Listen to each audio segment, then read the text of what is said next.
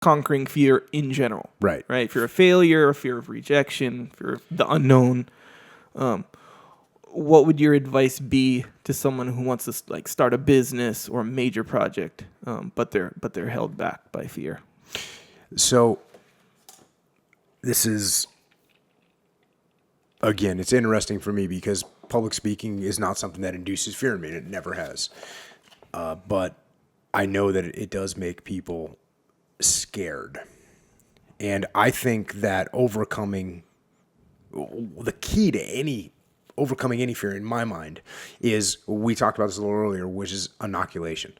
And this idea, and I actually looked up the definition of inoculation, and it's the introduction of a pathogen or antigen into a living organism to stimulate the production of antibodies.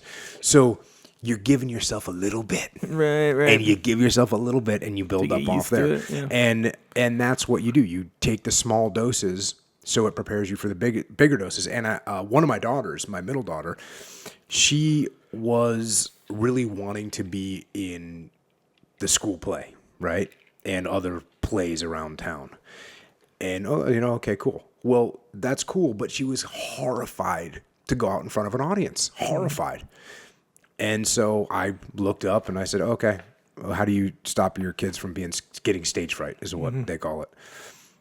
And, I read about people, what they did. And what I did was I'd say, okay, sing a song for me.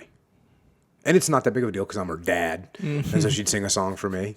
And even then she'd be a little bit embarrassed, but she'd sing a song for me. And then a couple days later, I had my wife, hey, sing that song for both of us. Mm-hmm. And then it was, my wife's got a friend over. Hey, sing that song for the three of us.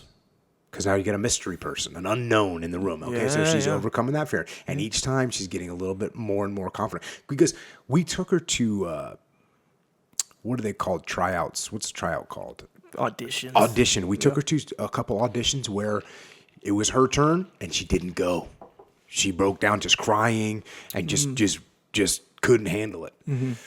And so then it was a few of my wife's friends were over. Then it was some of my friends were over. So now you got, guys and girls. And each time she got more and more confident. Mm-hmm. And eventually she just didn't care anymore. And she was totally confident. And she got the lead role in the school play. She legitimately got the lead role in the school play. So she was able to overcome that fear. And in the SEAL teams, we do the same kind of thing. Where you're going to get inoculated against stress.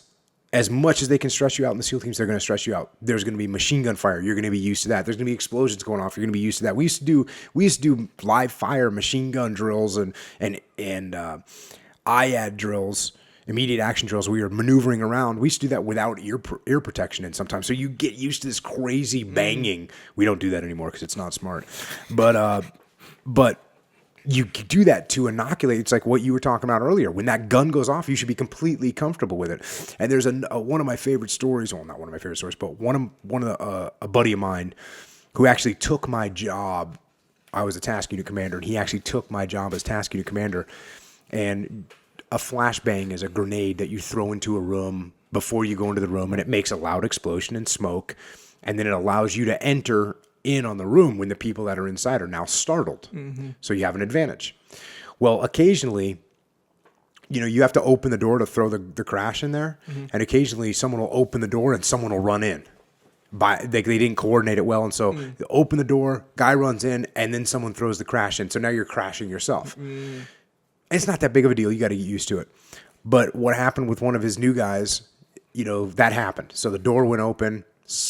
The guy went in, and while the guy's running in, somebody throws a crash in there.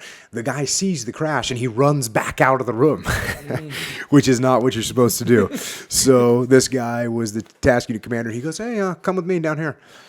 And so they walked down, and he brought him into a closet in the kill house and just sat in there and said, yeah, how's it going? And they just sat there in the dark and dropped like 8 crashes at their feet and just blasted the guy because you realize you just got to get inoculated. Yeah. You just got to overcome it.